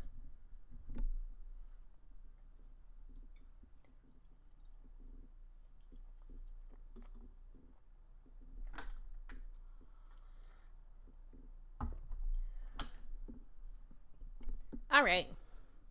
Please hydrate. Alice finishes this round with a difference of 3. To describe her gnocchi mushroom udon, she picks the tags under seasoned, sloppy plating, and unexpected flavor. The dish is a winner, so there's an overall positive note to the judging, but the judges reference these tags to describe Alice's chef's dish. Alright, closing ceremonies. After all the courses are finished, compared to the total differences for each player, the winner will be the chef with the lowest total difference. Once you know who won by point total, it's time to celebrate. Describe a closing scene, which can include the judges describing their favorite parts of each round, the judges describing their least favorite parts from each round, the judges discussing why the winner stood out as the best chef, why they make their final decision. This can be especially important if one chef won more courses, but another had the lowest difference. Have one judge announce the winner. Describe how the winner reacts. What does their face look like? How do you treat the other chefs? What did they win? What do you say in the final shot? Ooh, that shrimp pasta looks so good with a little cilantro and cheese. All right. Discover different tastes. Game types. The basic kitchen contest is intended for 3 to 4 players. There is no master of the game. All players are both chefs and judges. When playing with a larger or smaller number of players, you may want to use a different type of game to fit the experience you prefer. A selection of variations on the basic game are included here. Single round elimination. After each course, the chef plays with the highest difference is eliminated. Describe a scene where the losing chef leaves the competition. How do the judges describe their dish? What positive things do they say about the chef? What suggestions do they have for the chef? When players have their chefs eliminated, they keep their judges and still describe how the competition is progressing. And I love it, and how this is set up, where it's all positive notes. And it's not like negatives are being hard on the person or whatever. It's like, hey, I think you did great. The suggestion I have, though, is this. Instead of being like, oh, I think you're garbage, blah, blah, blah. Like, I really like the positive and complimentary tones of that. That's good. That's really good writing. Just the wording of that little section is just like, chef's kiss for a chef's game. Mwah. Like that's really nice. All right, so variation, single round elimination with tampering. In this favorite variation, let players keep their turns and use them to sabotage other chefs. This version is far more competitive and can lead to having multiple chefs changing the same dice. Task Kitchen. This is a one-player variant of the kitchen contest. The player creates a chef but no judge. Once they have rolled the goal, they work to duplicate 3 courses based on the dishes seen but never described. Each course they work to make their dish as close to the example as possible. Test kitchen scores per course. 0, perfect creation. 1, very close, just a little off. 2 to 3, a valiant effort. 4 to 5, not the same, some real differences. Test kitchen scores final. 0, perfect recreation. 1, amazingly close to the original. 2 to 4, some differences but enjoyable. 5 to 7, definitely different but inspired. 8 to 10, there's something wrong. All right. Game types, ingredient challenge. A 2-player variation where 1 player is the chef and the 1 is the judge. Create characters, establish goals and stakes as part of at the start. In this version, the chef is trying to create the best possible dish while the judge continuously throws challenges at them. This could be changes of technique or equipment available, removing key ingredients, or changing the nature of the competition entirely. During each turn, the chef can only transform or savor. The judge can only sabotage or savor. This variation for the 2 players that we want very competitive and frenetic game. It requires respect for your fellow player and a good sense of sportsmanship. A blind challenge, a variation of the standard kitchen contest with surprise ingredients. This can be as simple as rolling random special ingredients each round with fun and descriptions but no mechanical changes. Or it can be completely surprise third round. I love that. I love blind challenges and cooking competitions because it really shows chefs on their toes, thinking in the moment, relying on their expertise and knowing how ingredients.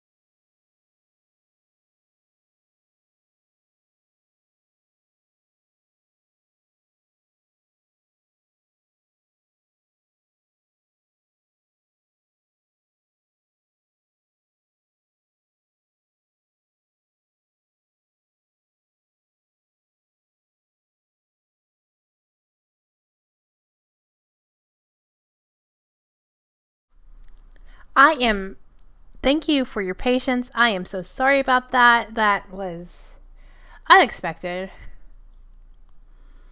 Technology, am I right? Thank you all so much for being patient as I got things restarted. Where did we leave off? Let me get back down there. So 1 second, please. I'm so sorry, I'm flipping through real quick. Zoom. Oh, here we go. We're talking about blind challenges. So I don't know exactly where I left off here. A variation of the standard, a kitchen contest with surprise ingredients. Thanks, Angela. Talking about games. It's what I do best. I enjoy talking about games. This can be as simple as rolling random special ingredients each round with fun descriptions but no mechanical changes. Or it can be a complete surprise third round. To have a surprise round, roll the gold dice and establish the courses are described in the start of the game, but inform all the players that the third round will be a surprise round. When you reach the third course, re-roll the course dice and continue to play with new results. Judges describe the sudden and surprising change when the third round ingredient is revealed.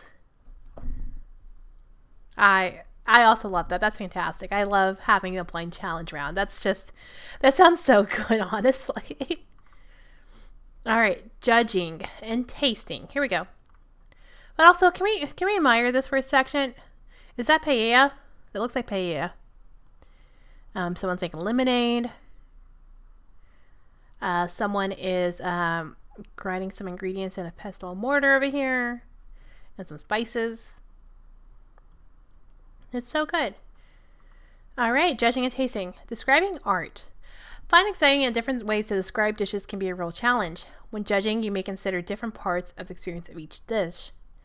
Plating, texture, flavor, consistency, uniform. I was going to say uniformity, but that's not how that word is pronounced. Uniformity, portion size, and cook. In kitchen contests, we describe the qualities of dishes using tags, which are adjectives or descriptors that fall under one of these categories. Suggestion: have the player or the chef presenting the dish choose the tags and let the judge describe their experience using those tags. This allows each player to feel comfortable with how their fictional dish is received. All right, so we got some stuff. We got some lists here. Plating: skillful, sloppy, uneven, inconsistent, cute, colorful, original. Other terms for plating I have seen is neat. Not like it's so neat, but more like it's tidy. It's precise. And other things like that. But this is a good list. Texture: toothsome, chewy, buttery, smooth, melting in your mouth, uneven. Is there egotistical plating? Oh my gosh. Precise, yeah. Just when they used the tweezers to like lay down a basil leaf or like a cilantro, not even cilantro, a parsley, just like perfect. Other textures we can say is what are good textures?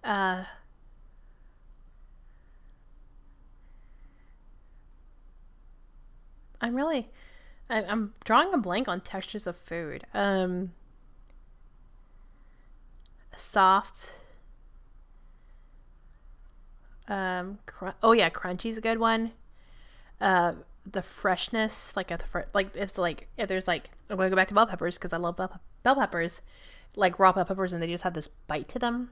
I don't think, well, bite is more like a flavor than it is like a texture, but like, you know, just that crunch, but just crunchy, but like, yeah, they just, I don't know why I'm doing this, but like, oh, grainy, or gummy, ugh. It's kind of sticky, maybe. Let's see here. Flavor: unexpected, rich, well-blended, harmonious, layered, subtle, under-seasoned, sharp, bright, deep, bland, spicy. Maybe too spicy? Not too spicy. Never too spicy. Uninspired. Other flavors we can talk about is savoriness, how sweet it is, how sour, a tang. What flavor is Cool Ranch Doritos? Okay, oh god, I haven't. There is like a I don't want to say a tartness to it, but like there's just like sort of like almost like a buttermilk in a way. At least that's. I haven't had Cool Ranch Doritos in forever, so like I'm just trying to think of the flavor itself.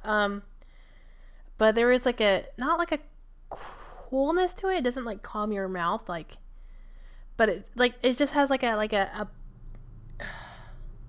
yeah, like a bite from just like a tanginess from a buttermilk. Tangy is another flavor that we can also talk about. Consistency: gummy, creamy, smooth, lumpy, gummy, light. Okay, so that's texture as well, but you're talking about a sauce, runny, not gummy, but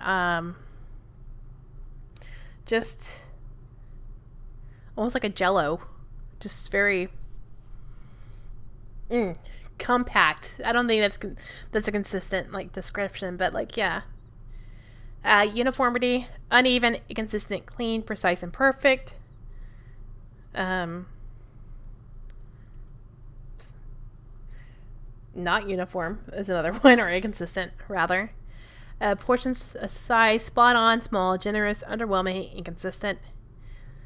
Underwhelming portion sizes. That's a real one that I face when I go out to eat. I'm just like, oh, why do you only give me 3 bites? I'm a hungry person. Please feed me. Like, you know. Cook: perfect, burnt, underdone, overdone, raw, inconsistent. I'm gonna say there's like for example, if you're doing like a souffle, there's like a jiggle to them.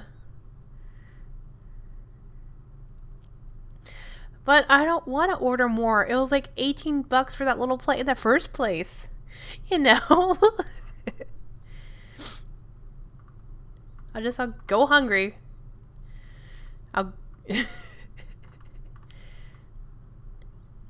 Eating is a necessity, but cooking is an art. But which is a quote by Chef Chiku. And that's it. I didn't realize we're at the end of it. But yeah, that is Kitchen Contest by Hans Chun. Let's go over here and look up to see what other games Hans has. Why won't it let me do a search? Fine. itch.io. No. What are you doing? Yeet. Let's try this again. Why are you like this? Jesus. Cheese and crackers. Hans Chun RPG. Let's just go through Hans' Twitter because nothing is working.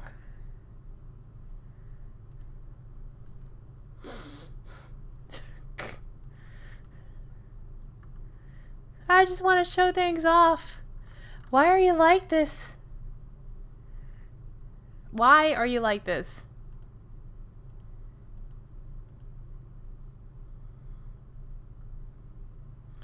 Computers are the worst. They are.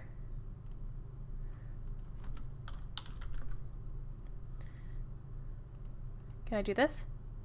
Thank you. Jeez.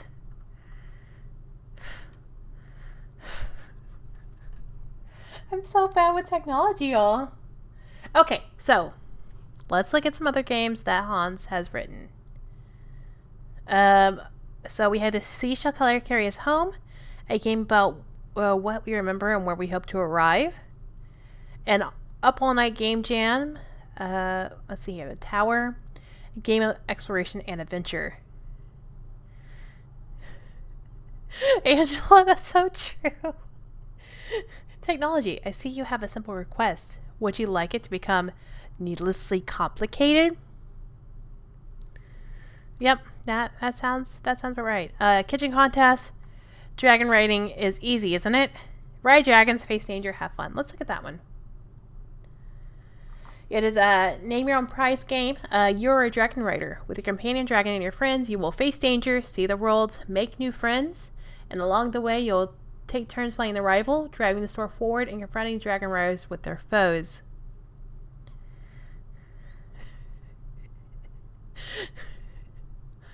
Look, Alex does need to get in here, but don't we love talking about dragons? It's so good. Let's take a look to see what it says. Riding a dragon never goes wrong. Dragon riding is easy, isn't it? A game of dragon riders who definitely know what they're doing. Premise: you're a dragon rider. You have a dragon. It's a very easy job, and nothing goes wrong ever. Unless your dragon had too much to eat, or not enough, or someone wants to steal it, or they don't like your haircut. Making your character. Your character needs a few things. Why do they stand out? Dragon riders aren't normal. Every one of them has some special asset that makes them unique. Is it their look? Their attitude? What is your distinction? What is it they desire? Why do they take to the skies? Here are a few examples.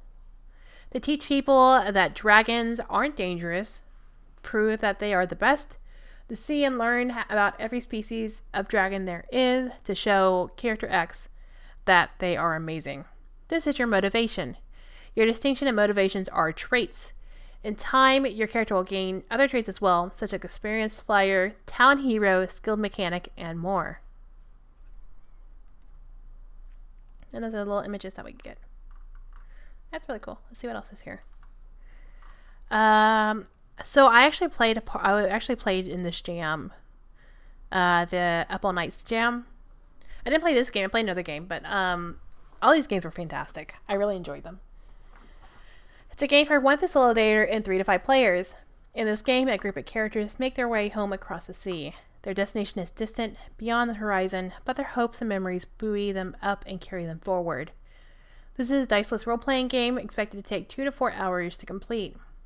This game is created as part of the Up All Night Jam with Off the Table and Super Queero. Equipment needed: paper slips or index cards if playing in person. A list of randomizers such as random.org/list if you're playing online. Play with safety tools, ensure comfortable gaming experiences, and use the safety toolkit. Link there. And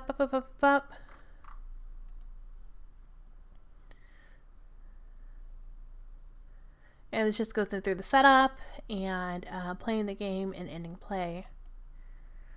Let's see what the other game is about. The Tower. The Tower is a role-playing game about exploration and adventure. Create your character through an interactive process while you play. Then continue your adventure by confronting powerful enemies, dealing with strange folk, and overcoming deadly obstacles. This game is for 1 or more players and is inspired by Blades in the Dark by John Harper. Ooh, I love Blades in the Dark. To play, you'll need 6-sided dice or a virtual dice roller. Try asking Google, Siri, or Alexa to roll dice for you. Do we trust Siri, though, for rolling our dice? I don't. A game record is suggested. Digital and printer-friendly versions are included. So, yeah. Let's read the beginning of play. The Tower is a game for 1 or more players where you guide a character through a magical, mysterious adventure, starting with their arrival at the tower and taking them on a journey to an uncertain end. You shape your character as you play. Go through this game starting here, reading through the italicized text out loud. Aloud if you play with a group, and then read each rule section to determine what choices you want to make. And text is used to describe the in-scene characters in yellow. Text that prompts you to follow the game instructions are in salmon. Do you pronounce it salmon or salmon? I was told I pronounced it wrong, but you know what? That's fine. But yeah. This is Hans's game. If you really liked going through a kitchen contest and you're interested in running or playing it yourself, please check out Hans's itch.io at hanschun.itch.io. I am delighted by the game itself, and I will like to run it when I get the chance, like all the other games I review on this on the show, because I love promoting and showing my love for all these designers. So let's go ahead and bring this back up, and I will start saying goodbye to you all because we are getting to that we are getting to time. So I was gonna say something I completely forgot. But yeah, hi, I'm Mo. I have been your friendly neighborhood Mo here for the show with Game at a Glance. And if you don't know why I do this, because I love supporting and helping promote any way possible BIMPOC designers. And if it's just me talking to the camera for 2 hours and losing my voice and my computer restarting on me and like me again super dehydrated and not hydrating enough, then I'll do it because I want people to know about these games, because all these designers are brilliant. They have beautiful, beautiful brains. And I love getting into these games themselves and just talking about them. So that's why I do it. That's why I love to do it. If you want to support me, you're more than welcome to. I have a Ko-fi that I'll use all funds to purchase these games because I just want to support these designers. But please support them before you support me. Because if you can, just throw your money at them. Like, if they have a name your own price, name a price. Pay them. Show them that their work is loved and appreciated as much as I do. Because, like, they pour their energy into this. And we should show them that we appreciate them. And show them some love. Itch had a sale recently where all the proceeds went to the creators. And that was amazing. And I wish they'll do it again. Just so we can keep supporting and loving all these fantastic designers that are on itch.io and with other bigger companies too. So if you know a BIMPOC designer that I haven't covered as of yet, tag me on the socials. My socials are at Serena Bezos. That's SIRENABESOS. It's also on screen here. And tag me in a post, DM me, shoot me a message on Instagram. Find me on TikTok. I am learning the TikToks and I'm really bad at it. But I'm really interested maybe to like, if I get the time and energy to do so, actually doing solo RPGs on TikTok and seeing if it's something I can do and keep up with, because you know me and how bad I am with solo RPGs. So yeah, that's an idea for me to possibly do. So yeah, I lost my train of thought. Where you can find me though is at Serena Bezos on Twitter and all the other social media platforms. I stream here on every other Mondays doing Game at a Glance. Every other Sundays, like this past Sunday, playing in Kahania, which is a Sarsamine, which is a South Asian fantasy setting Monster of the Week game. It is fantastic. It is delight. There's a lot of gay panic, and it's so good. You can also find me doing the finale for Roots Unknown next Wednesday with RPG Hour. You can find me this Friday on Ryan Bolton's channel doing Chimera, a Talenting One All, because we're starting to get into our finale. So I don't think this is actually our finale game. I think it's like down the road, but like, yeah. Other than that, I do some writing here and there for Kids on Bikes, Teens in Space, and with Junk Blood in the Banquet Hall, which I will cover on this show eventually. It's a big book. And like Orun that I tried to cover before, I probably need to actually go through and actually have organized conversations about it and truncate a lot of stuff. So I don't get through like halfway through I don't get halfway through character creation where I'm like, sorry, it's been 2 hours. And then like, I'll get to it another time. So yeah. So that's me. Follow me. Please follow Huetopia. Also, big props. Big props. Thank y'all so much. We hit 1,000 followers on Huetopia's Twitter. So thank y'all so much for giving us the love and following us there. And I will make a post about it later. One of us will about that. But thank y'all so much for the love and support. You do not know how much it means to all of us that y'all care about what we do so much. Oh, and thank you for the subscription, Unruly Cats. Oh, look, I'm gonna start getting teary-eyed. So keep supporting us. You can find Huetopia at Huetopia TV on Twitter. You can just follow us here on Twitch, and we have a YouTube. I think it's just Huetopia on YouTube. But if you want to find a backlog of all the shows, like Donuts and Jewels, it will be coming back out. It's in the creative processes right now, and it's getting refined. So, because art takes time. And Kahania, more episodes of Game at a Glance, and Chimera Cape Blades. That's also on YouTube. But yeah, I'm gonna leave y'all here because I've talked at y'all enough. But I hope y'all have a rest of Monday that's really, really good. Please, I hope the rest of your week is fantastic. Enjoy it. I know here in the US we have a holiday coming up this upcoming weekend. So if you do celebrate it or if you're doing anything for it, please be safe. Just because we are in this panoodle that we're in, this panorama, this panini, this Pandora's box, if you will. So please be safe. But,